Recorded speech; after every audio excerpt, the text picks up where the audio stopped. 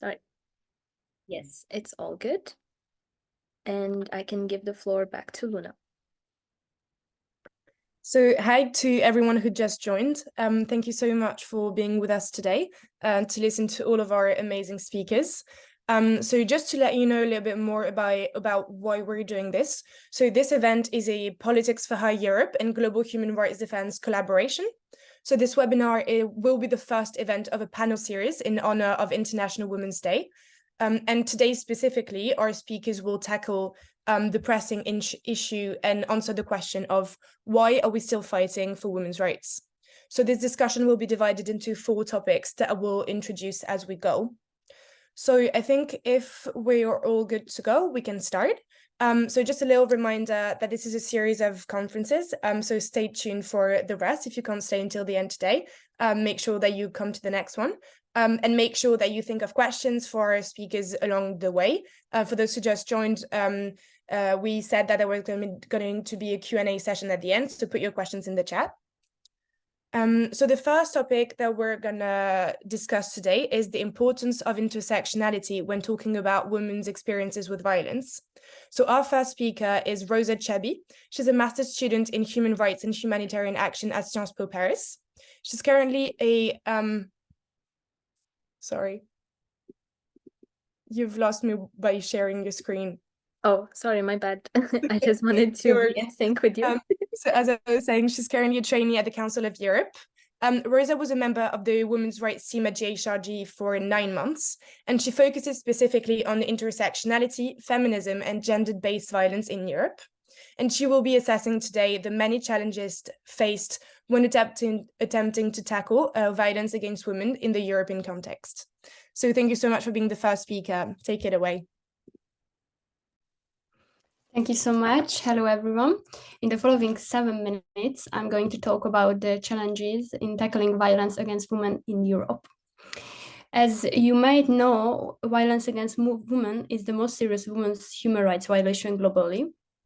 Its elimination is a crucial step to achieve gender equality, which lies at the core of safeguarding human rights, upholding democracy, rule of law, and fostering societal welfare. Despite progress in the last decades, violence and discrimination primarily against women remains one of the most prevalent and pervasive human rights violations in the world. Did you know that both globally and in the EU, 1 in 3 women have experienced physical and or sexual intimate partner violence at least once in their lifetime? Or, for example, did you know that 1 in 4 adolescent girls aged between 15 to 19 years old has experienced physical and or sexual violence from an intimate partner or husband?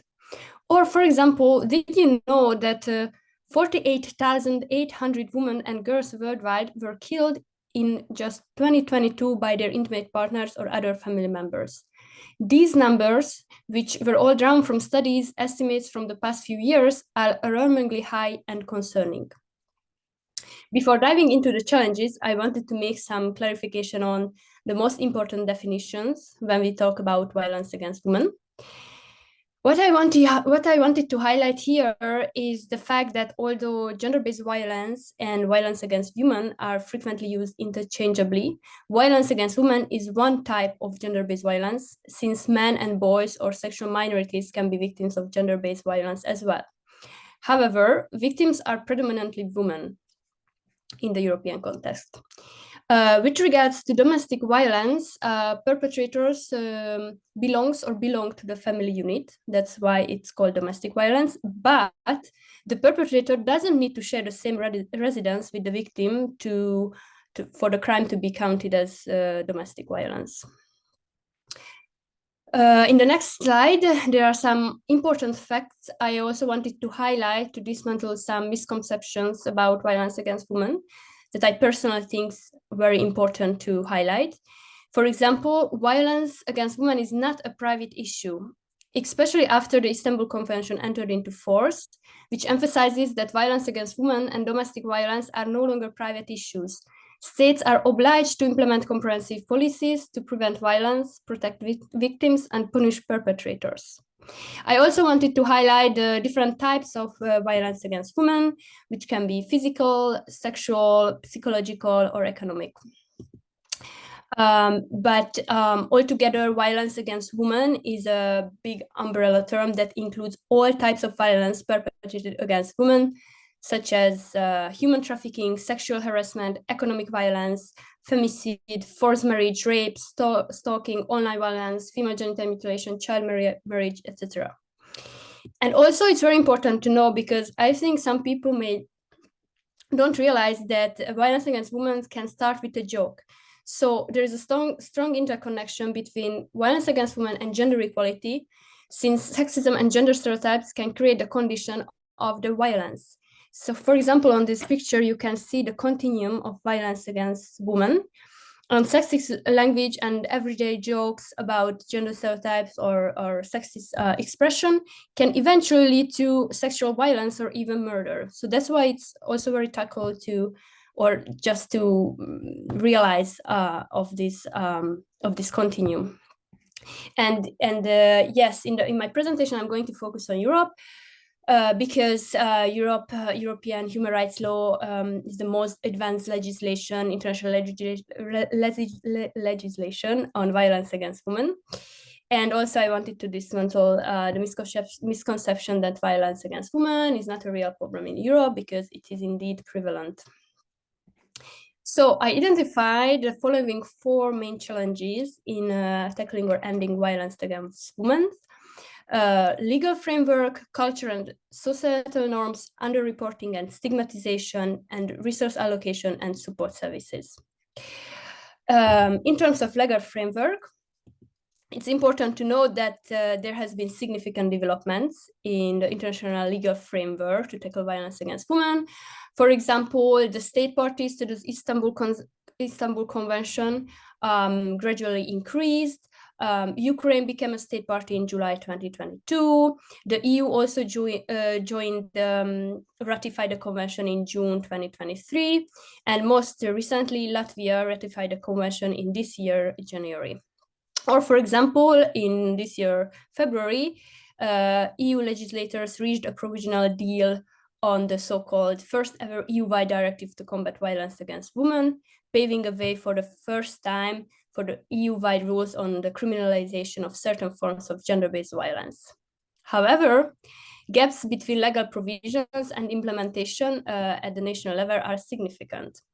For example, I identified the following challenges: lack of effectiveness of governmental bodies dealing with violence against women, either because of the lack of political will or the insufficient capacity and financial resources, or it can be both. Corruption, as always, is a major obstacle to the implementation of laws and regulations. The limited role of civil society and the lack of consultation with specialized NGOs are also a big challenge. Insufficient legal protection, limited access to justice, especially for women and minorities.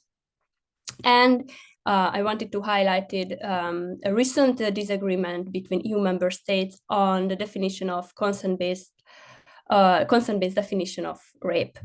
It also hinders this disagreement to achieve a more effective legal framework on the European level. And last but not least, anti-gender and anti-feminist propaganda, the creation of gender ideology is a common characteristic of illiberal regimes in Europe. The next challenge, culture and societal norms. I would say this is the hardest to tackle of all. To effectively address violence against women, understanding societal attitudes and norms that either perpetuate or deter such violence is crucial. There is a high prevalence of victim-blaming attitudes in Europe, which contribute to the impunity of perpetrators. Under the term victim blaming, I mean that victims are held accountable despite lacking agency, despite being a victim of violence.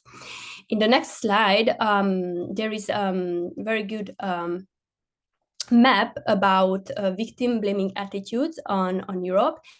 And as you can see, the highest prevalence of victim blaming attitude can be found on Central and Eastern Europe and in the Balkan countries. And I read a very interesting research on this, which said that it is possibly linked to the collapse of the Soviet-style morality after the Cold War and conservative values in these regions, and influenced by the rapid neoliberalization, which contribute to these victim-blaming tendencies.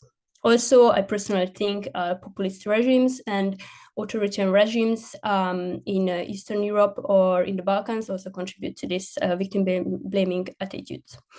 With reigning conservative values and patriarchal norms, the difficulty to challenge existing power dynamics and social hierarchies are extremely difficult. And here it comes the importance of gender mainstreaming, which I think all governments should take very seriously and prioritize, because this is the only way to tackle harmful gender stereotypes, or at least the most effective way to tackle gender stereotypes if we implement gender mainstreaming in all levels of policymaking. And lastly, the lack of or inadequate recognition in national legislation about the important role of intersectionality or intersecting identities in violence against women cases. Just to bring an example, for example, there is not even mentioning of the concept of intersectionality in Hungarian legislation.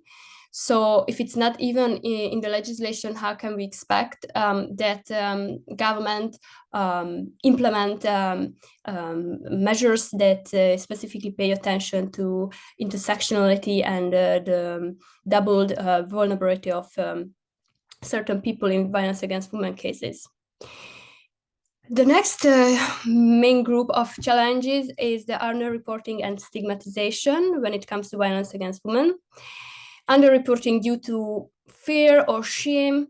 Victims are usually hesitating disclosing their experiences to family members or professionals because they are fearing judgment or disbelief.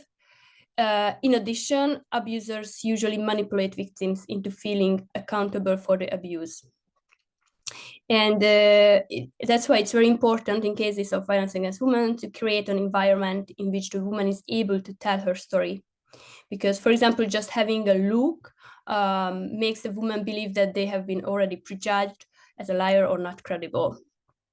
And then fear of stigmatization or fear of consequences, or also fear of consequences can be a result of lack of knowledge of their rights. They don't know the procedures of reporting, etc. High level of impunity also discourage victims from reporting, and the lack of trust in law enforcement and support services. And all these are the direct result of underreporting. Is the lack of data. It's a huge challenge. We don't have sex and age disaggregated data on violence against women, or we have outdated data or not enough data, so it also hinders policymaking processes. And lastly, resource allocation and support services. So in this violence against women cases, support means a facilitated recovery, which means recognizing the harms of violence and the range of psychological and material impacts that the victim may have suffered.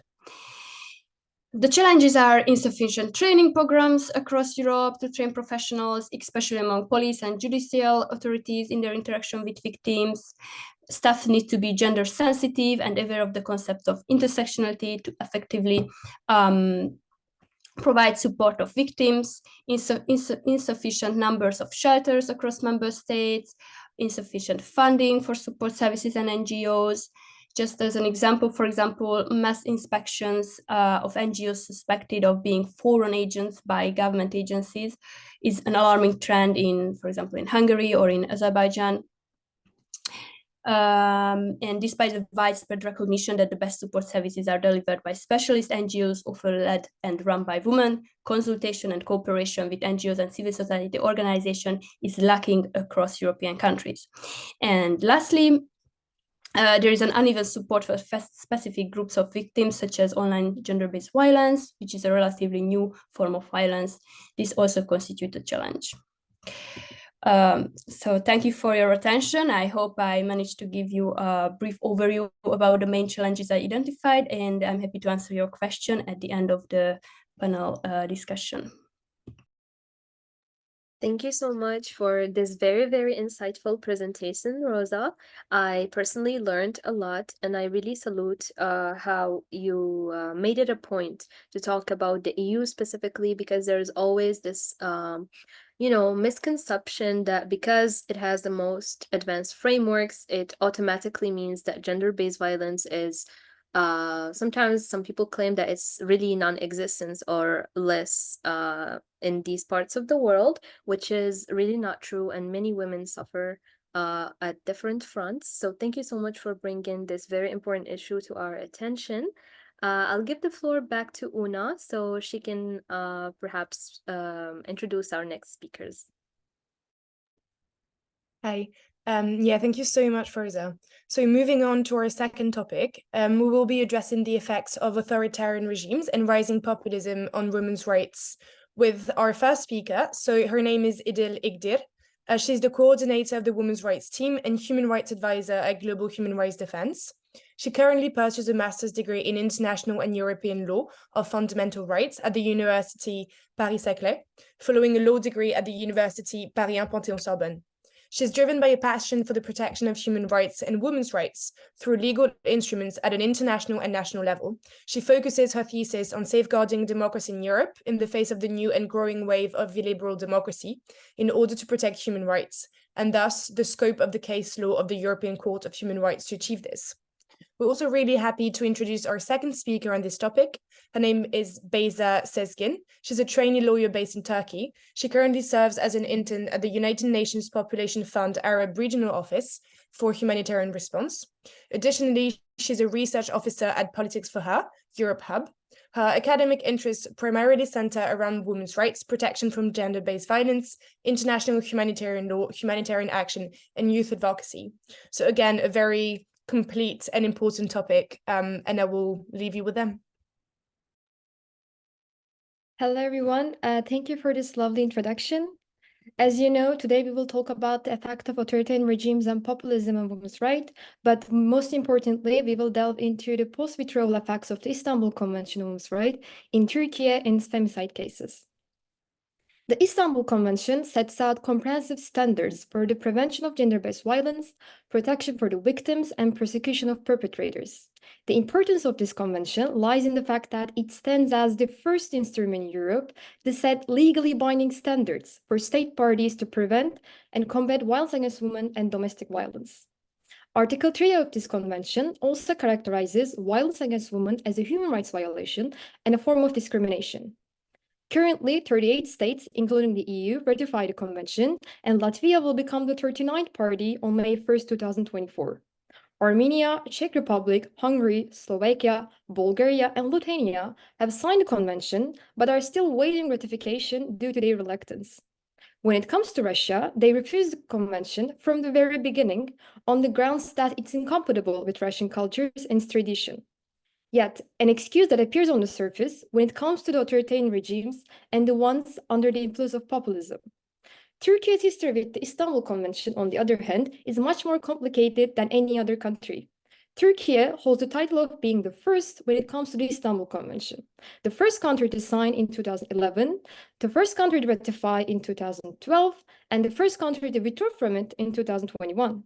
So one might ask what happened between these 10 years and what is the reason for this substantial change. This difference between the 10 years, thus the changing approach to women's rights in the country, actually explain the purpose of our presentation. The Istanbul Convention has become the center of the political debates, especially since 2029, under pressure from right-wing parties. The change in the political environment and discourse in the country as a result of many events, such as the 2017 referendum to change the parliamentary system and the aftermath of the 2016 coup d'etat, had a considerable impact on the decision to withdraw from the convention, as well as on the process. But before we come to the process, let's focus on the decision.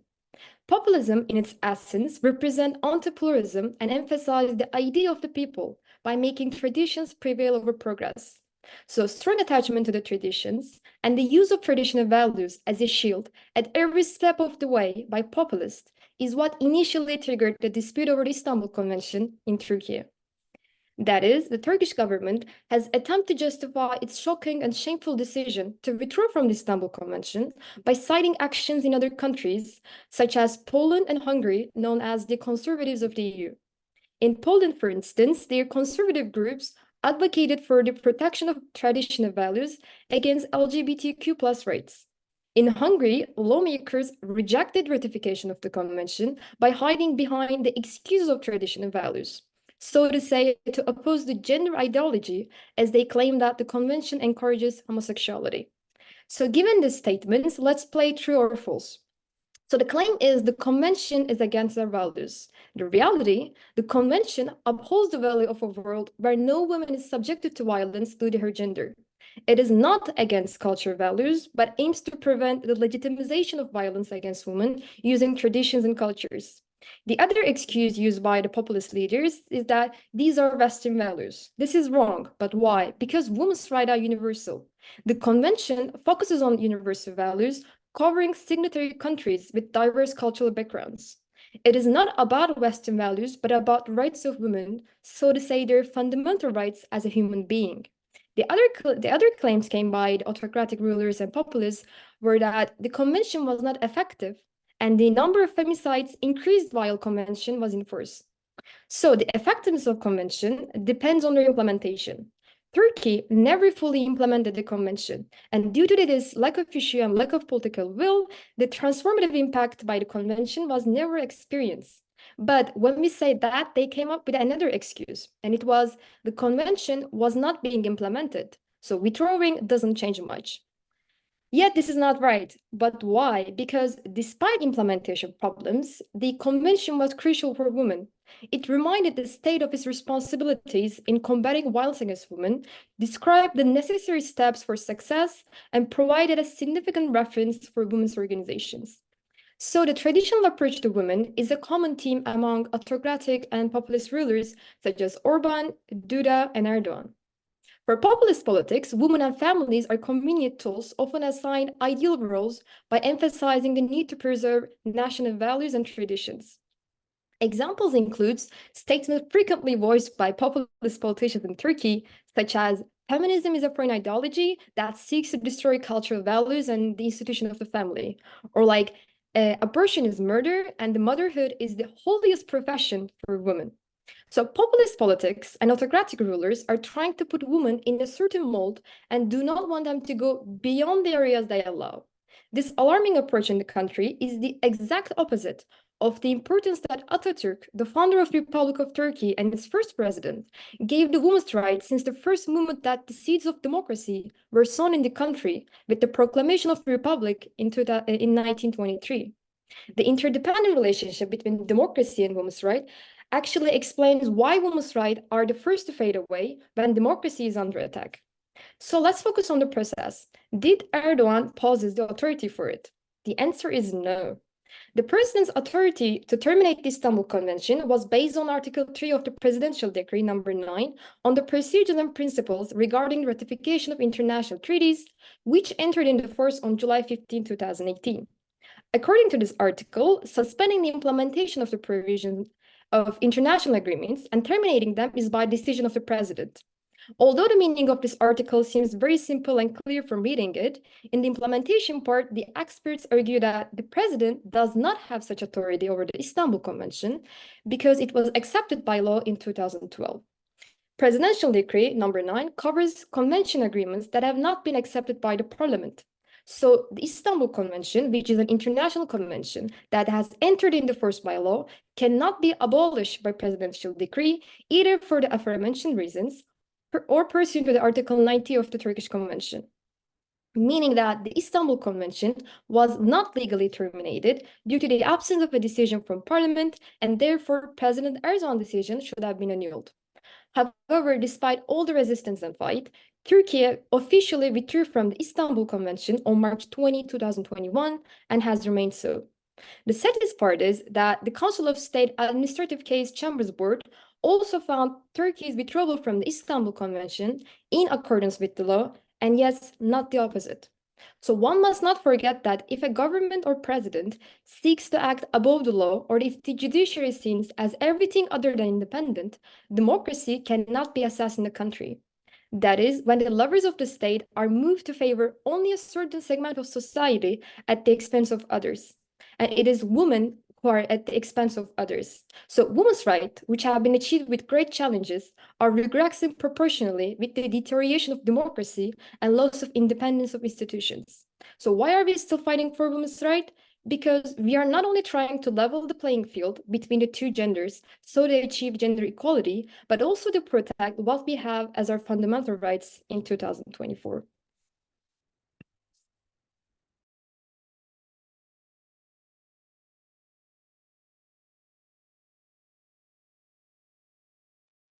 Thank you so much, Idil. That was very, very insightful. And I learned a lot about Turkey because you told us about it today. So thank you so much. It's really horrible to see this trend of presidents thinking they are really invincible and above the law. We've seen this trend with Trump, we're seeing it with Erdogan, we're seeing it with so many regimes around the world. So it's definitely an important subject to bring up because on an EU level as well, one of the topics that tend to leave the conversation first is women's right under such regimes. So thank you for bringing our attention to it. Perhaps now we can move on to Beyza's presentation. Thank you so much, Idil.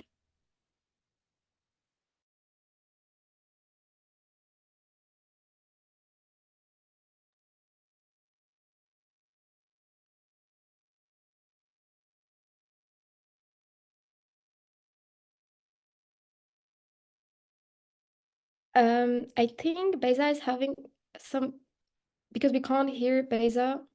Sorry, are you hearing me right now? Yes, Yeah. now we are. Thank you. Okay, sorry about it. No problem. So I will start my speech with a judgment by European Court of Human Rights. It is Opus versus Turkey. Then we will continue with some domestic legislation on gender-based violence in Turkey. Then we will be analyzing the statistics and data about femicide cases and how they are correlated to authoritarian regimes' policies as well. So let's start. Opus versus Turkey case is the judgment was on 2009. This case is important. The reason why we are starting with this is if we want to understand the achievements of the Istanbul Convention, this is the judgment which is behind of this achievement. This is what is behind of Istanbul Convention. So Opus versus Turkey case, the applicant's name is Nahide Opus. So of course, I will not be giving you the details of this femicide case. I don't want to trigger you with the details, but it is important because the first time in the history of European Courts of Human Rights, court claimed that they highlighted that the state's responsibility in addressing violence against women. Also, Opus case is important because it is addressed under Article 2 and Article 14 of the European Convention on Human Rights. And these are a violation of the right to life and gender-based discrimination. So now we can continue with domestic legislation. It is 6284. Law No. 6284 is also known as Law to Protect Family and Prevent Violence Against Women. Why this legislation is important for Turkish lawyers? Because this is helping us to take quick action when it comes to domestic violence cases. And of course, it was a result of years of advocacy by women's organizations. As we said, Istanbul Convention, and as a result of the domestic legislation 6284 were our achievements. But what is behind of them were, of course, Nahide Opus case. So the dates are important because Law No. 6284, it passed by the Turkish parliament on 8th of March 2012. Why this date is important? As we mentioned before, Nahide Opus case judgment date was 2009. Most of the political science experts, they agree on that Turkey started to become authoritarian after 2011. So as we see this date, it's still pretty close. So the country political environment is still not that level authoritarian. So there are still achievements and improvements in terms of women's rights. So women's rights activism in Turkey. I will be talking about two international social media campaigns launched by Turkish feminist groups. First one is Challenge Accepted. Maybe you can remember about it because it was in 2020 and it was very international. Basically, what is the idea was in Challenge Accepted is women were putting their black and white photos in their social media accounts, and it was for refusing to be just a black and white photo on the news at night and just being a statistic on the femicide cases. They just refuse it. Other social media campaign is Istanbul Convention Saves Life. In other words, Istanbul Convention keeps us alive. It was also another social media campaign that was successful after we withdraw from the convention. Even right now, if you go to Turkish feminists' social media account and our Facebook, you can still see that we are still having this in our profile picture, that banner, which is saying Enforce 6284 and Istanbul Convention keeps us alive. So don't worry, we haven't give up on Istanbul Convention yet. Now we will continue with numbers. I will be using We Will Stop Femicides platform's statistics. These are the numbers of femicides for January of this year and February of this year. As you can see, in January, 31, and in February, there are 36 femicide cases. Now we will continue with femicides and suspicious deaths of women. These are the last 6 years statistics and numbers. As we mentioned before, and Idil mentioned before, in 2021, Turkey withdrew from Istanbul Convention. And here in 2023, this light purple numbers are showing us the suspicious deaths of women. And this year, 19% of them were just occurred as a result of falling from a height. So basically, it means that most of them are just unproved femicide cases as well, unfortunately. Now we will continue with where were the women killed. This year, 65% of these women killed in their homes, and 18% just murdered in the streets. As we say, 65% women killed in their homes this year, and this data is showing us that the homes just became the unsafest places for women. And it's supposed to be normally for individuals just the most secure place. It just became just graves for 205 women this year. But in the Istanbul Convention debate, conservative groups in Turkey, they were arguing that the Istanbul Convention is trying to undermine family, home. It's not protecting women from violence. However, data is showing us that most of the femicide cases just occurred in the home and within the family as well. Now we will continue with by whom were the women killed. This is also very interesting data as well, because this year, in 2023, of course, 41% of those women murdered by their husbands, and 30 of them were just in the process of divorcing from their perpetrators. If we check the data, also we can see that 6% of them, they just murdered by their son, 6% by their relatives, 3% by their father, and 3% again murdered by their brother. So this is very clear that women are murdered in their home and within the family. Were the women employed or not? 17% yes, but 78% we don't know. It's probably they were not working, or even though if they were working working unrecordedly, illegally, and without any insurance, of course. So when looking at the statistics on femicides, the direct impact of these populist policies are becoming more evident, because populist regime, instead of actively working on the preventing femicides, they just engaging actions such as undermining the recorded progress, such as withdrawing from Istanbul Convention or trying to close the women's rights NGOs and feminist platforms as well. Because in last September, the We Will Stop Femicides platform, the platform that I was using their data, I was in their closure case as well. Fortunately, the case just rejected, but the regime is just not helping at the end. So I will be saying my last words. It is femicides are political and they're preventable. And this is why we're still fighting for women's rights. Thank you for listening. Thank you so much, Beyza. As much as these statistics are really sad, it is needed to hear about them. We really need to visualize concretely who are these perpetuators when it comes to women, and who are these people who are actively, aiding the violence to be more okay, to be more present in our societies. I'll just use a different word. But thank you so much for your presentation. It was really, really, truly insightful, and I personally learned so much. I will give the floor back to Una to introduce our next speakers and topic. Hi again. Yeah, thank you so much, Beyza. That was also so interesting. But moving on to another really not fun, but very important topic. The third topic will tackle the question: as sexual and reproductive rights face regression worldwide, what is the current status of abortion rights in the European context? So to answer this question, we're happy to introduce our two speakers. So the first is Amanda Jäverfelt. She's a political scientist with a master's degree in human rights from Gothenburg University in Sweden. She specialized in gender-based violence, human rights development, and Latin American studies.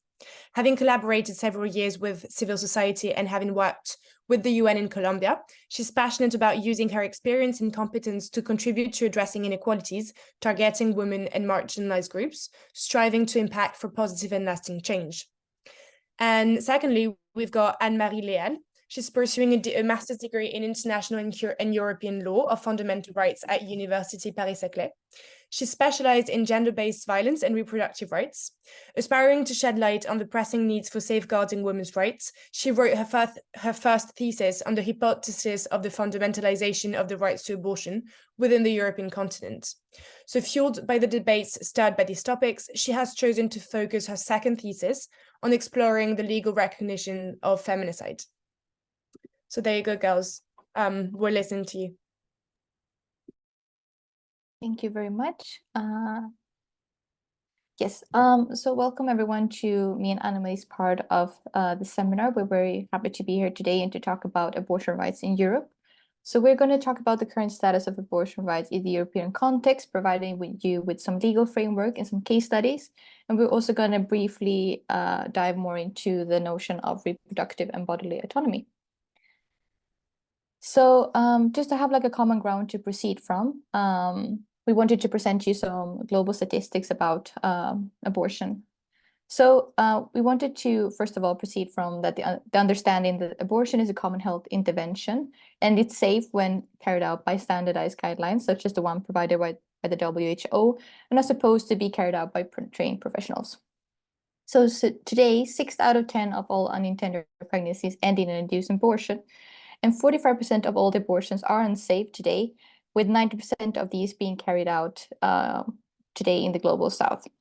And also looking at unsafe abortions, although we know it's a problem with in terms of human and women's rights, we also know that it's today one of the leading causes of maternal mortality and morbidity, something that we're seeing very much in humanitarian context worldwide. So looking at abortion rights worldwide, we're seeing that a majority of countries allow abortion from approximately 12 weeks of pregnancy until the maximum of 24 weeks and 6 days, which is the case of Colombia and the UK. In 2023, abortion was permitted on request in 77 countries, and in 12 countries it was permitted for broad socioeconomic reasons. Today, abortion is permitted in 47 countries for health reasons, in 43 countries to save the mother's life, and it's strictly prohibited still in 22 countries. So taking into account the global context where we're seeing a feminist backlash in terms of women's rights and human rights, but that also affects abortion rights. We need to understand that there are various events that have affected abortion rights worldwide, not only the rise of authoritarian regimes and also the regressions that we're seeing in terms of the COVID-19 pandemic, but we're also seeing some key events that have affected the notion of abortion and abortion rights worldwide. So one of these first events is the overruling of the Roe versus Wade in the Supreme Court of the United States in 2022, having led to various states in the United States to completely ban abortion, or at least restrict it to a very big extent. We're also seeing other countries which has recently gained extensive abortion rights, such as the case of Argentina, having legalized abortion in 2020. But now with the current President Javier Milei, we're seeing that abortion rights might be on the line once again, where the president is pledging for a referendum whether abortion will remain legal or not. So we need to take into account that even though Europe is a region that we normally see as kind of progressive in these terms, we need to understand that the EU is not immune to this kind of processes, and it's also affected by what's happening around the world. So having said that, I'm going to hand over the word to Anna-Marie, who's going to talk more about some legal examples and also some case studies around Europe. Thank you. So thank you, Amanda. I'll start with numbers. So in Europe, more than 95% of women live in countries that allow some access to abortion. 39 have legalized abortion on request, and 5 countries have strict limits in place. So at first, it seems great, right? But let's take a closer look at the situation in Europe. When talking about abortion, we cannot ignore that we have a multi-speed Europe, starting with the disparities regarding the delays. In some countries like Portugal, women can only abort until 10 weeks of pregnancy, while in other countries like the Netherlands, women can access to abortion care until 20 weeks of pregnancy. Besides that, access to abortion care isn't free in every country. Some countries still prohibit access to it in all circumstances. Some others allow abortion in very specific situations, making it almost impossible for women to access to abortion care, even when their life is threatened. Laws in 13 European countries still require a mandatory time period, and in 12 European countries, laws still require individuals to undergo mandatory counseling from their doctor prior to abortion. On top of that, the high use of the consensus objection clause in some regions of Europe, as in Italy, for example, obliges some women to travel to access abortion, even in their own country. Those chaotic disparities regarding the right to abortion in Europe is certainly linked to the absence of mentioning of that right at the European level. In fact, the right to abortion isn't mentioned either in the Charter of Fundamental Rights of the European Union nor in the European Convention on Human Rights. There isn't any common definition which clearly favors the rollback occurring in the European region. So let's first take a look at 2 examples of highly restrictive frameworks, starting with the most obvious one, the example of Malta. So until 2023, Malta actually upheld one of the strictest legislation in Europe, the criminalization of abortion practice under all circumstances. Recently, Malta adopted a law that allows access to abortion for the first time, and since last summer, women are allowed to abort in one case only, so if the woman's life is in danger and if the fetus life is not viable. So to access an abortion, a woman must be facing a risk of death and obtain consent from 3 specialists. However, this consent isn't needed in case of immediate risk. So abortion is still prohibited in all other not life-threatening situations, including cases of rape, incest, and several fatal abnormalities. And in all those cases, both the mother and any medical professional involved may be subject to criminal prosecution. So despite the progress, these amendments still make Malta's framework the most inhumane in the whole European Union. And the Iceland behavior is influenced by the prevailing religion, given that almost 91% of the population is Catholic. And as a consequence of the prevalence of religious norms, some Maltese women will put all their savings into a flight to a country where abortion is legal. But given the poverty rate of the small Iceland, it is evident that this hypothesis is far from being the solution. So now we'll talk about a very different case, a case that we all unfortunately heard about, the case of Poland. So we can start with a simple question: how this country, which has been at the forefront in Europe in protecting the right to abortion, ends up with one of the most restrictive abortion laws. So until 1956, the Eastern European country allowed abortion if, in case of danger to the mother's life, in cases of rape or incest, and in cases of fetal malformation. And in 1956, social reasons were added to the legal grounds for abortion. But only a few years later, those reasons were removed, and in 1997, the Polish Constitutional Tribunal created a constitutional obligation to protect human life from the moment of conception, including the prenatal phase. So this led to a famous decision that we all heard about in October 2020, a decision of the Polish Constitutional Tribunal that made unconstitutional abortion in case of severe and irreversible malformation or incurable disease threatening the life of the fetus, which represented nearly 90% of legal abortion in Poland at the time. So today, abortion is only allowed in cases of danger to the life or health of a pregnant woman or rape. And as the reason for access to abortion decreased, doctors no longer dare to perform this procedure, even for cases that still allows it. Sadly, those rollbacks seems far from ending, since in 2021, different project has been at the heart of certain political campaigns and encouraged by ultra-Catholic groups. So, for example, in 2021, we had like a citizen bill that wanted the removal of the two only exceptions to abortion. So now let's talk about countries, so case studies that are different, because those countries allowed abortion under all circumstances, but the right to abortion is there threatened by reforms. So the case of Spain is a good example for that. So in 1985, Spain decriminalizes abortion for women whose life is at risk, for those who have been raped, and in cases of fetal malformation. And since 2010, women can freely seek abortion care within a period of 14 weeks. That delay can even be extended up until 22 weeks in case of serious risk to the life or health of a woman, or in case of serious fetal abnormalities. But in December 2013, a project led by the Minister of Justice, Ruiz Gallardón, aimed to restrict access to access to abortion to solely cases of risk to the mother health or cases of rape. So what exists today in Poland, for example.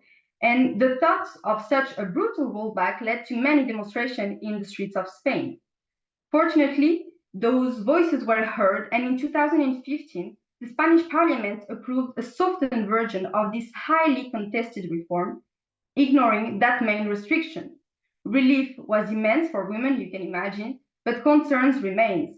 If this attempt to restrict women's access to abortion under all circumstances has been thwarted, will we be as lucky next time?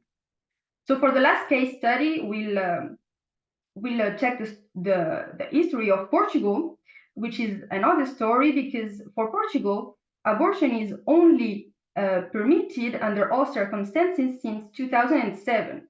And so women there can abort, since 2007, they can abort freely up to 10 weeks. But only a few years later, those great conditions were changed by a law of 2015 that imposed some new conditions for women seeking abortion. And now in Portugal, they have to go through a psychological examination. Additionally to that, the abortion care was decided to no longer be free, which provoked outrage from women's rights activists who did not decide to interrupt the parliamentary session to shout, "Shame, shame." And the outrage is understandable when reading the Portuguese law, so the law of 2015, the last one, leads us to realize that women will not only be burdened with the cost of this medical care, but will also be clearly detailed in writing and orally the allowances that they will be entitled to if they decide to proceed with the pregnancy. So those examples shows how insecure women's rights are in Europe, even in countries where the right to abortion is given to individuals under all circumstances. And even if the main trends seems regression, they are good examples of in Europe. So that I mean that there is still hope. For example, in 2022, in the light of the Dobbs versus Jackson Women's Health Organization ruling, the European Parliament adopted a resolution asking for the adding of the right to a safe and legal abortion in the Article 7 of the Charter of Fundamental Rights of the European Union. And you may have seen that too, but a few days ago, the freedom to abort entered the French Constitution under Article 34 after a very long legislative process. And also at this occasion, the French president confirmed his intention to include the freedom to abortion in the Charter of Fundamental Rights of the European Union. So it is obvious that there are still many battles left to fight, but those kind of commitments from influential institution or government can make the difference. Those inspiring votes could be the first of a wave of undertakings in favor of the right to abortion. At least that's what we hope. So now I will give the floor to Amanda, who is going to do a more conclusive and reflexive part on abortion rights. Thank you, Anne-Marie.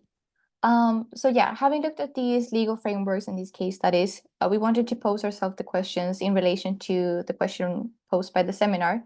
Why are we still fighting for women's rights? And we posed the question, why are we still discussing abortion rights? And to do so, we kind of had to go quickly into the fundamentals of abortion rights. So looking at reproductive and bodily autonomy. So reproductive autonomy focuses on the exercise of consent to sexual activity, the right to freely decide regarding reproduction, the access to contraception methods, family planning, having children or not, and deciding when, how many, and with whom. So we need to understand reproductive autonomy as the kind of liberty from coercion, intimidation, and violence. So it's not only about a possible right, the access to abortion and the kind of free exercise of reproductive autonomy. It's also about the negative right of the state not intervening in a violent or in an intimidating way. We also need to understand that reproductive autonomy is connected to other forms of autonomy and the exercise of these autonomies. So it's connected to intersectional aspects such as marital status, age, socioeconomic conditions, and others. Sorry. So putting the reproductive autonomy in its historical context, we need to understand that the female body has historically constituted a territory of struggle, manifesting as a body for others, reflecting its contemporary society and political tension. So what we mean by this is that the female body has historically turned into a public matter. So it becomes a fight for the control over its naturalized aspect, as we talked about before, the caregiving aspect, the reproduction aspects. And it's also the reduction of the female identity to the private and domestic life. So the female body is hereby reduced to two different kinds of reproduction. So it's one, the kind of natural way we think about reproduction, which is the reproduction of the community, of the family, but it's also the reproduction of societal norms and society itself. And thereby the control of this identity is very crucial for different authoritarian regimes, as this is a conservative way to kind of control the natural model of the family, societal norms and morals, where women historically has been reduced of this kind of morale to be able to take these decisions for ourselves. That's why abortion keeps being a topic that we need to talk about in the matter of the exercise of autonomy. So having looked at, just go back for a second, So looking at reproductive autonomy, we also need to understand that it's the right to intervention, so the right to having access to contraceptive methods, the family planning, the access to healthcare in relation to abortion. It's also the right to no intervention, and I mean the protection from intervention. And that is the case for marginalized populations and historically, for example, Black women in the US or indigenous populations having been subject to forced sterilization and other kind of invasive interventions aiming to not only exterminate their identity, but also the ones of their communities. So giving an example of reproductive autonomy in practice, we wanted to look at the consensus objection clauses. So the consensus clause, entrenched in most constitutions as freedom of conscience, grants healthcare professionals the right to abstain from certain acts based on personal convictions, even if those acts are lawful. So this means that the right of a medical staff to refuse participation in abortion for personal belief. And this consensus objection clause is today granted by law in 21 European countries. So we need to understand that even though a country has legalized abortion, the objection clause is very, very much a real obstacle today. With not all of these countries having legalized it, for example, CO is not legally granted in Sweden, Finland, Bulgaria, Iceland, and the Czech Republic. So the clause acts as a middle ground between the law and personal beliefs, especially in countries with strong Catholic influence. So it serves as an absolute protection for individual conscience rights. However, when we look at how it is applied with the 10% objection rate in Europe and even higher in certain countries like Italy and Slovakia, it shows that it creates a real obstacle for carrying out abortions. The CEO also puts women in a very unequal position depending on their place of residence, socioeconomic status, and income, thus limiting the real access to abortion. So we're talking about the legal part existing, but the implementation part, it falls apart looking at the consensus clauses.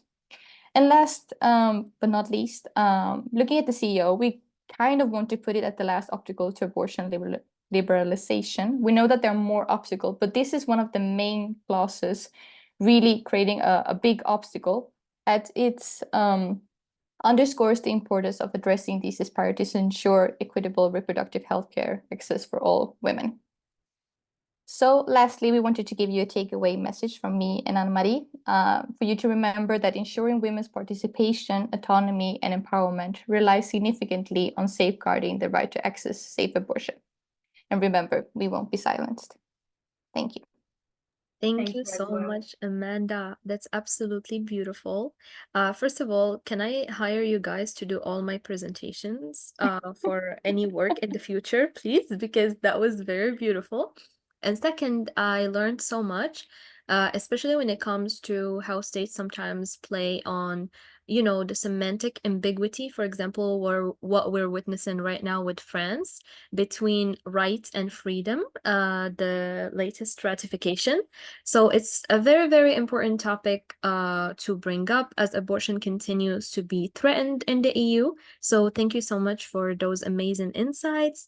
And I will give the floor back to Una to introduce our next speakers. Thank you so much, guys, again. This was fascinating and really interesting.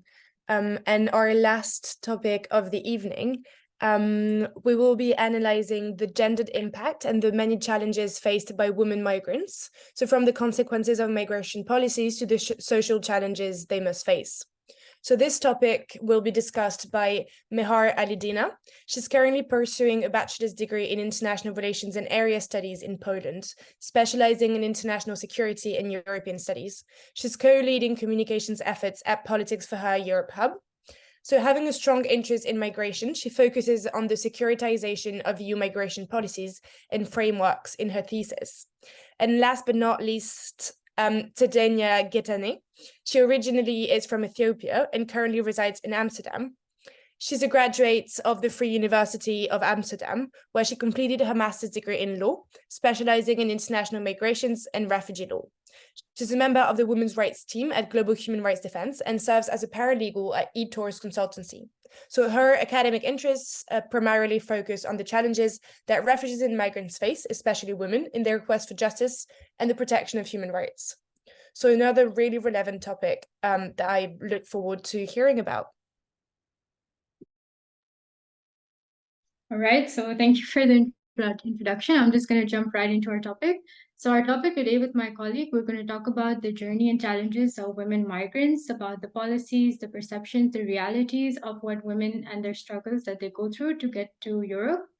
And I'm just going to start. So migration is a very common phenomenon. Like it's become increasingly common in a globalized world we live in today. But with migration, there comes a lot of specific concerns that we're going to highlight in our presentation today. And it's also important to talk about how migrants are perceived and talked about in Western media. So we're going to highlight some Western media topics that how they talk about migrants in their headlines. And some statistics here are that like 51.9% of global migrants in 2020 were men, and almost 48.1% were women. So this is just to show that women migrants are becoming more increasingly common, especially now that they come from war-torn countries and they want to have a better life. So there are more women migrants now than before.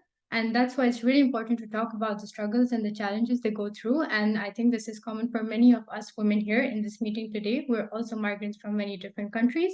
And we also go through a lot of struggles to try to have a better life abroad. Shama, next slide, please. And these are some headlines, like as you can see,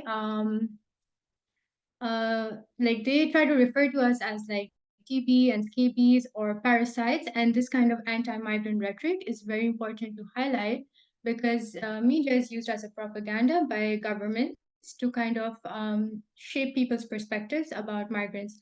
They start to use very negative sentences to refer to us, and this is a reason why people in the EU, they see us as a threat and they see us that we're stealing their jobs and they're very fearful of migrants. And this is the narrative that's really important that we need to start to change for migrants. And now my colleague is going to discuss about the border violence that women face and the impact of migration on women. All right, thank you, Mehar, for a nice presentation. Now I'm going to proceed to Frontex. So Frontex is also called European Border and Coast Guard Agency, and this agency is established in 2004. The mandate is it's for the security of the external borders of the Schengen area, and it also implements the EU return policy.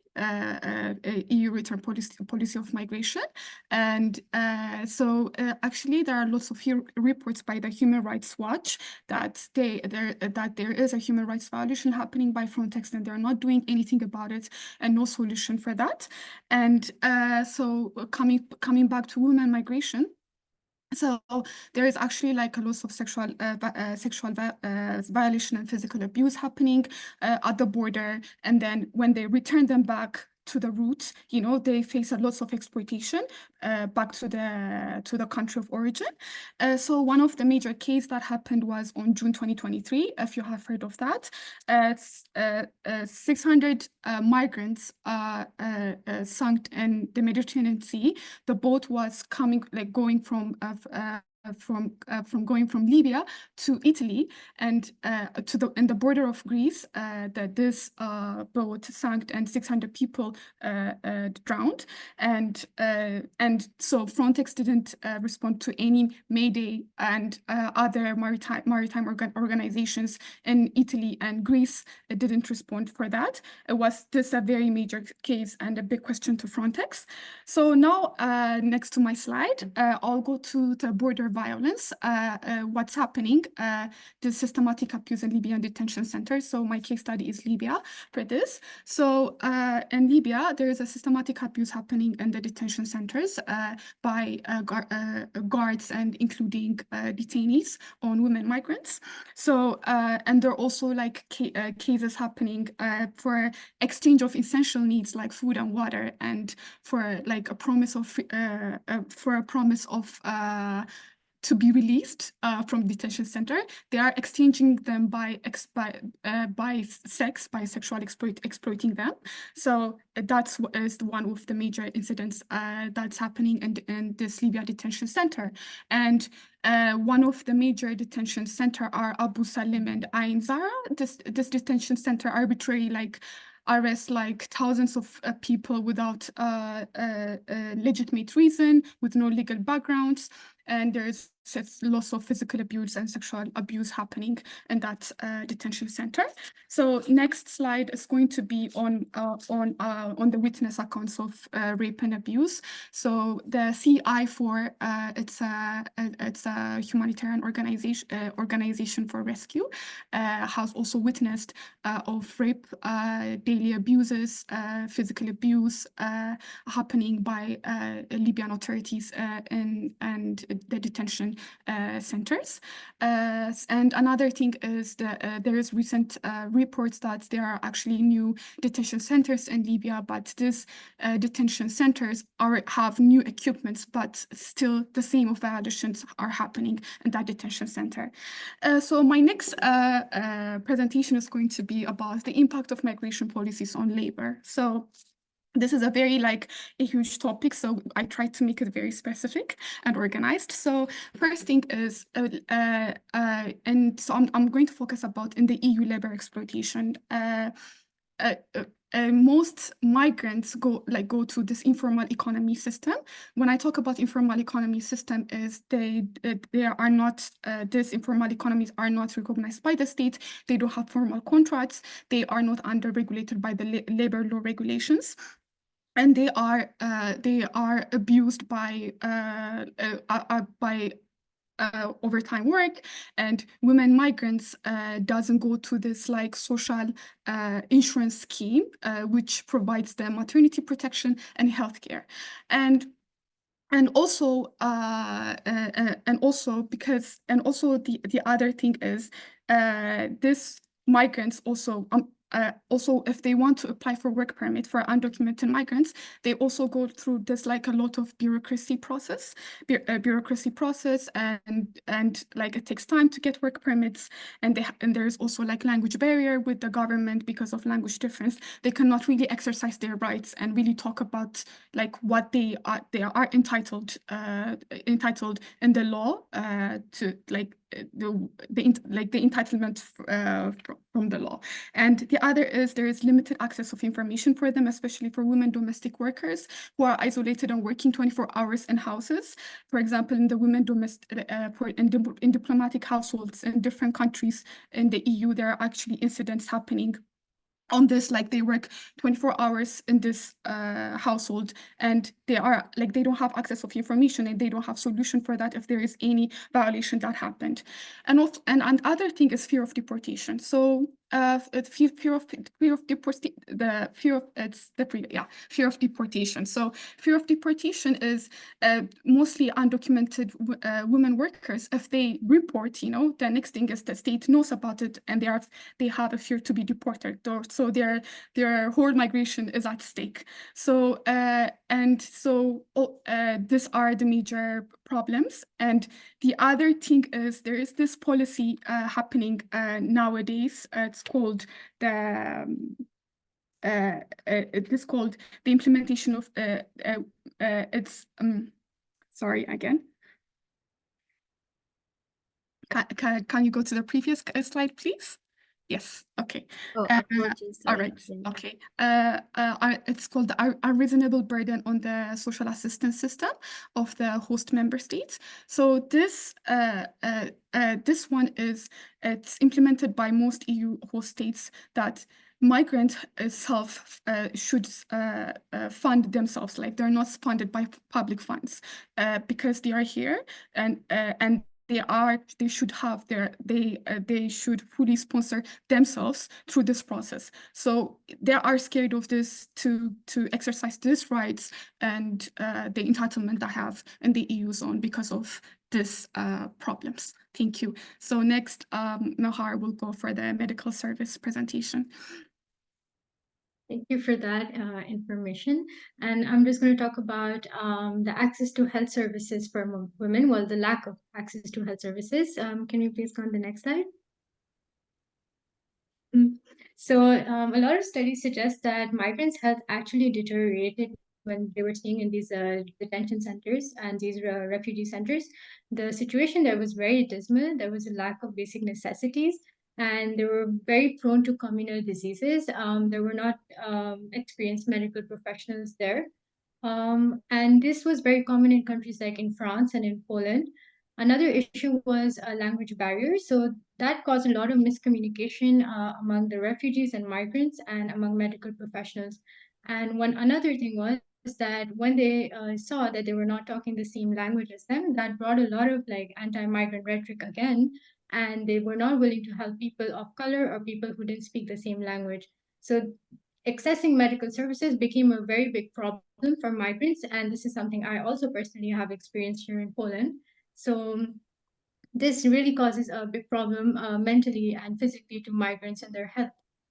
And moving on to policies. So in our presentation, we will highlight three main policies. The first one is the new Pact on Migration and Asylum.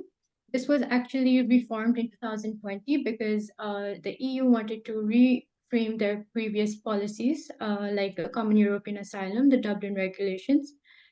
They aim to kind of create a more unified and common system, but actually this policy was very controversial. There were a lot of issues with it.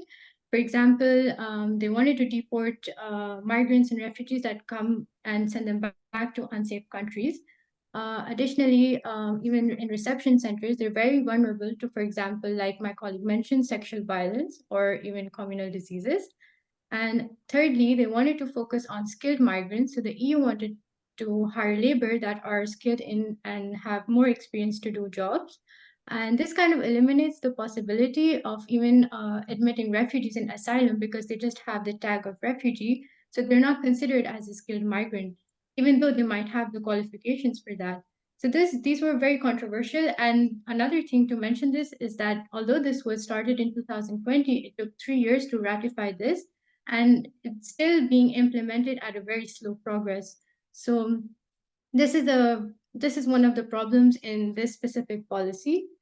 Another policy we talk about is the EU-Turkey deal. This was done in 2016, and as we all know, there was the Syria war.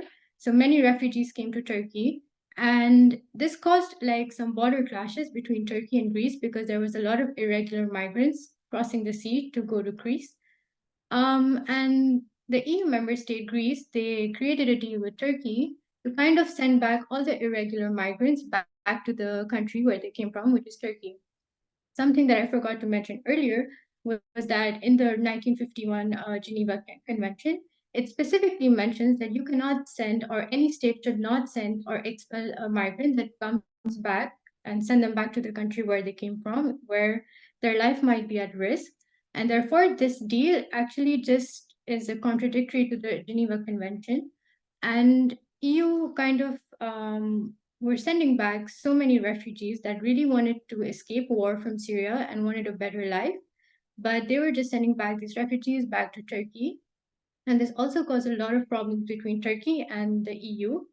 But also at the same time, the EU also provided financial aid, about $3 billion in 2016. And they also provided $2 billion more in 2022. So although the EU is providing financial aid and all of that, but at the same time, they're also restricting migrants to come and have a better life. So it really contradicts and makes it very unclear what the EU stance is on migrants. At the same time, they want to help them, but they don't want to help them properly. So all these policies are creating a lot of complications between the member states and other states. And this is an issue that needs to be highlighted. And another EU deal is the EU-Libya deal, which again, my colleague will talk about more. Okay. So this is another one, another extraterritorial agreement by the EU and Libya deal. So indirectly, EU policies are being implemented in different jurisdictions. This is one of the other deals. So they have a deal like to push back basically migrants back to Libya. So in a way, EU is being involved with this violation, going back to the detention centers, going back to the country of origin. You know, people are fearing to, fearing from. So this is another extraterritorial agreements. EU is getting into agreements to implement their policies in different jurisdictions. So this is our end of our presentation. The next slide is this. We want everyone to remember in the memory as we observe International Women's Day, our thought turn to the women and girls in Palestine, Congo, Ethiopia, Syria, and Sudan, acknowledging for the harsh realities they endure daily. It's a moment for us to all to pause and reflect, honoring the memory of the women who lose their lives every day. So yeah, happy Women's Day, but they're actually like different everywhere. So the EU context is very different. So the reality now we live in is like women has no right to leave, and women life security is at stake. So we should really remember of that. You know, the reality we live in now, it's very sad. And yeah, we have lots of questions, equal pay, but there is also the other side of the world. Really, people cannot really survive, and women and girls are dying every day. So yeah, so we want to close our presentation by this, memory. Thank you so much, Tsedenia, for that beautiful message, because it is much needed to also keep intersectionality at the core of our work and our plight, because we cannot advocate for women's rights without talking about Palestinian, Congolese, Ethiopian, Syrian, and Sudanese women, as well as all the other women in the world who currently suffer and whose rights are being undermined every single day. So really, truly, thank you so much for that reminder. And thank you so much for bringing the migration issues to our attention, especially as in the EU currently we have a very prominent rise of the far right, and with that an anti-migration sentiment. So perhaps I can give the floor back to Luna as we will move on to Una as we will move on to the Q&A section of our webinar. And we will be taking the answers that were submitted to us. And if you guys have any answers and any questions in the chat, please feel free to submit them or directly unmute to ask them. Hi, first of all, thank you so much to everyone in both Politics4Her and the GHRD teams who participated and allowed this conference to happen, because without them, we wouldn't be here talking to you. And thank you so much to all the girls who did amazing presentations on really important topics and who came here tonight to talk to all of you about and to enlighten you on such important topics. We all learned a lot, and I'm personally really happy I stayed and I got to hear all your presentations. So before the questions, just a little reminder before people who have to go leave, that this is only the first of a series of conference, and that if you are interested by this topic, we will further discuss other topics later on. So thank you. Thanks a lot. Again, don't forget to put your last name on your Zoom ID if you want to receive the attendance certificates. And I think that's all for the reminders of the night. So let's move on to the questions. So I've got a question for Roza for the first topic.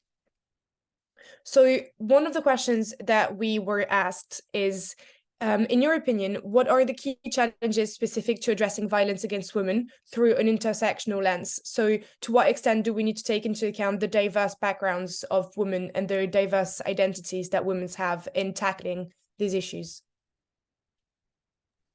Yeah, thank you.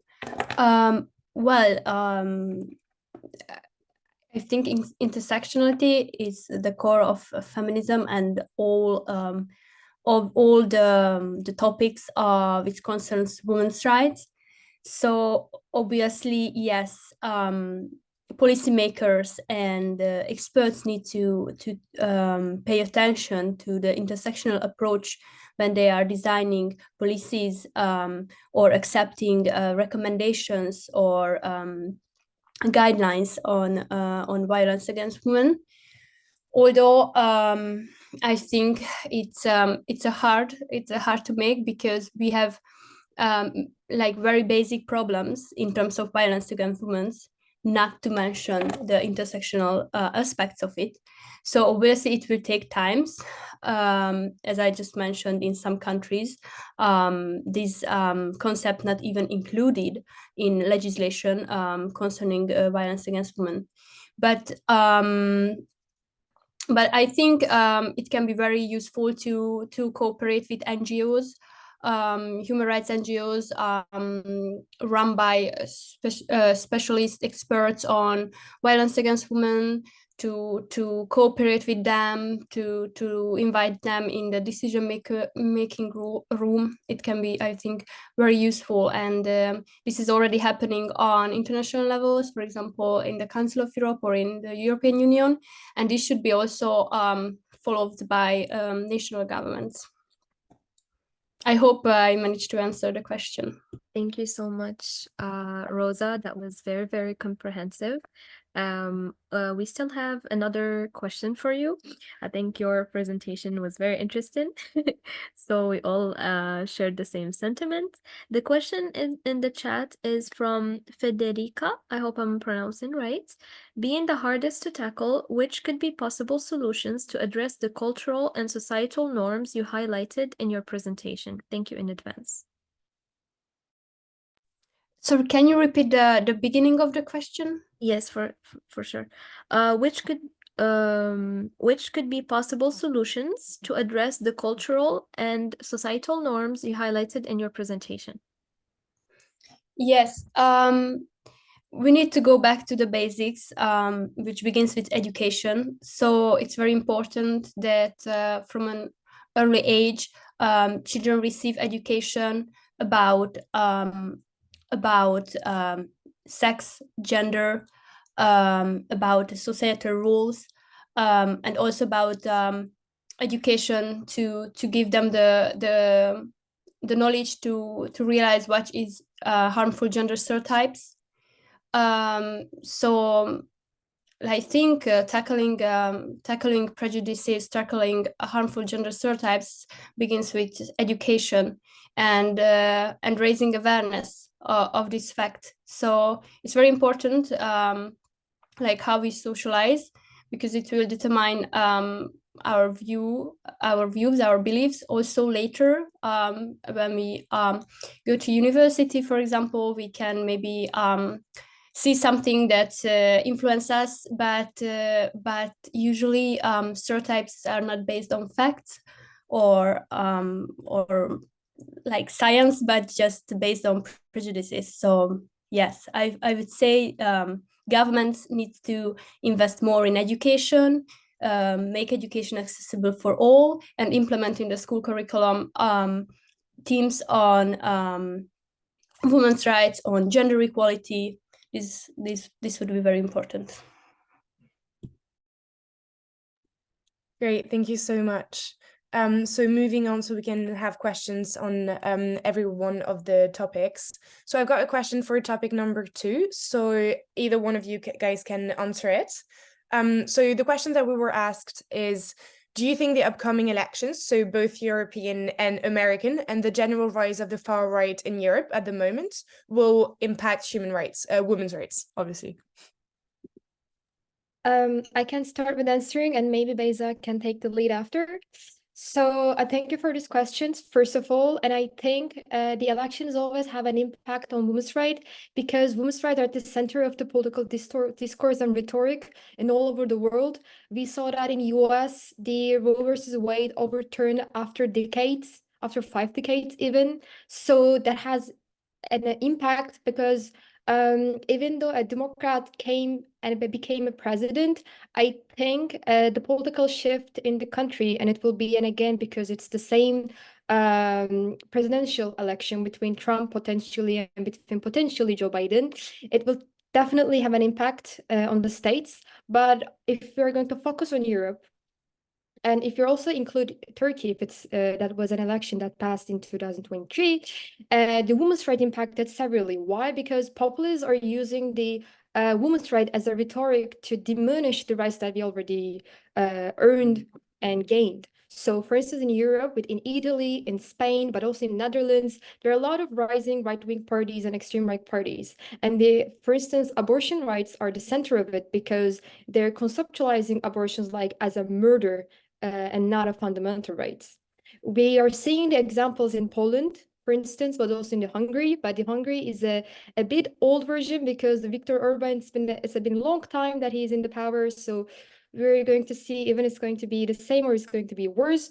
But especially, for instance, with the EU Parliament elections, the rising right-wing parties and extreme right parties is also very concerning, because EPP and the Democratic Christians, we are the right-wing parties, are also gaining momentum, and they're having potentially more seats than it's been ever won back in the time. So I would say abortion rights, the gender gap, equalities, and every rights that's been included for women's rights will be severely impacted But we're going to hope that it's not going to be the worst, but it will be in our favor.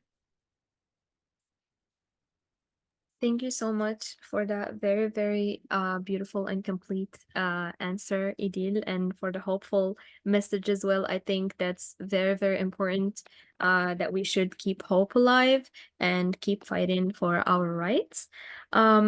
We have 2 more questions for you. Perhaps we can start by Leila's question for the same topic, and then we can proceed to Amanda's.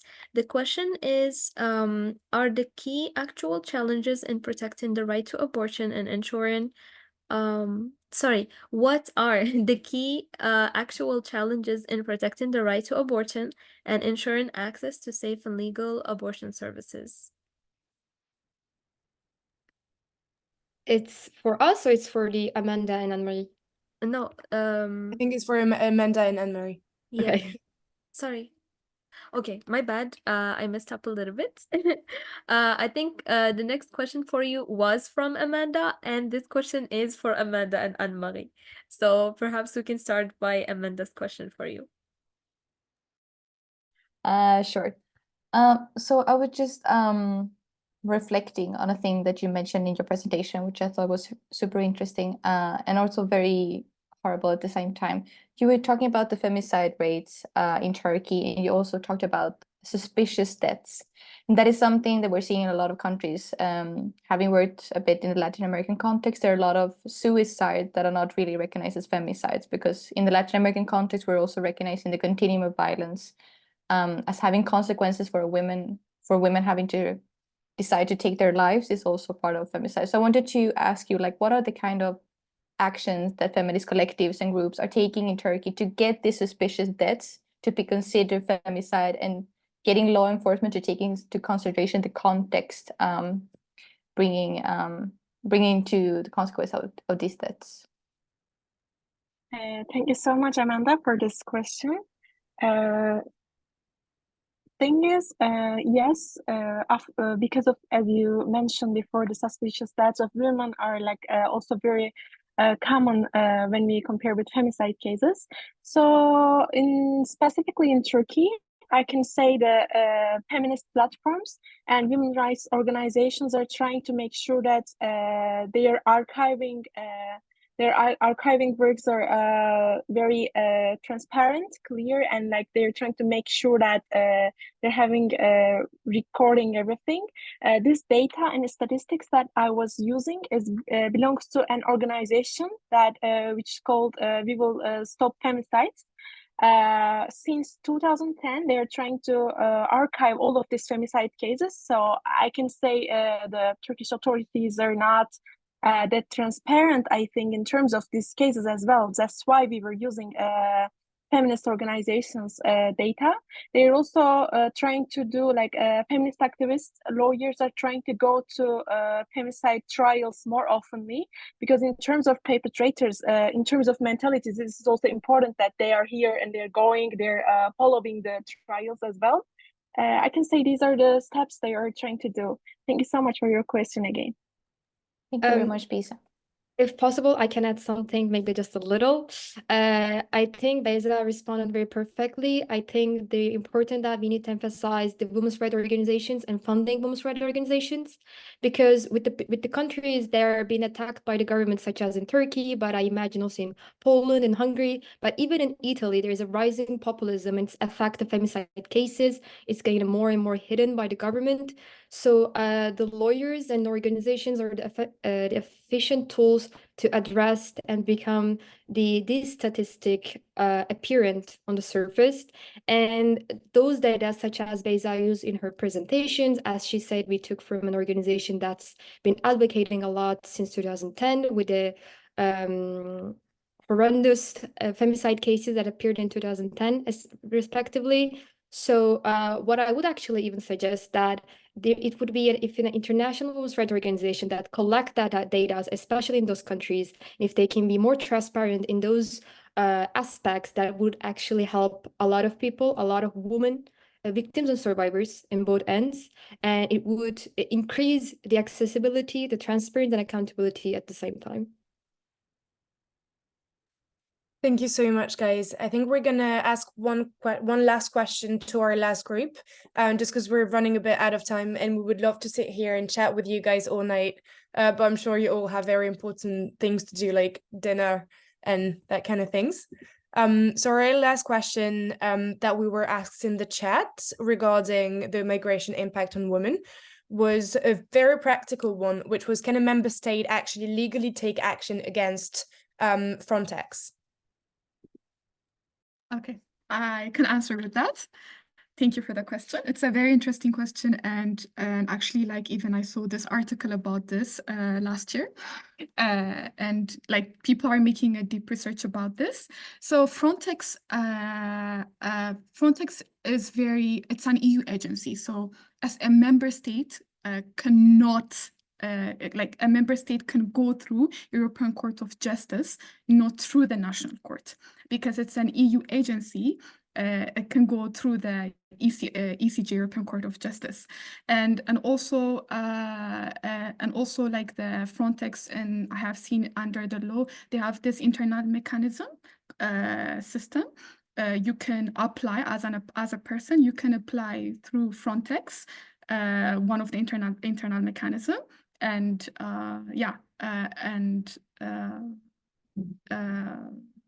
go through the procedure.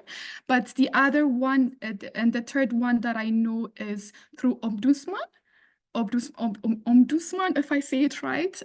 So they are I mean the for that decision is not going to be very like compulsory decisions, but they can push to go through the European Court of Justice. So Frontex cannot go through national courts. They can go through the European court systems. Yeah, that's what I know so far. And actually, like, Frontex is a very difficult institute to be sued, and yeah, so like, but there are systems that you can go through because of it's an EU agency. All right. Amazing. Thank you so much for everyone who participated in this webinar. Thank you so much for our attendees for beautiful messages of support, and of course for your very, very helpful questions.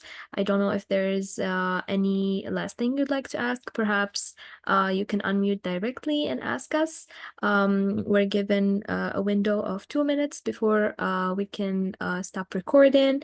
And thank you for your time and attendance today. If anyone would like to ask our speakers anything.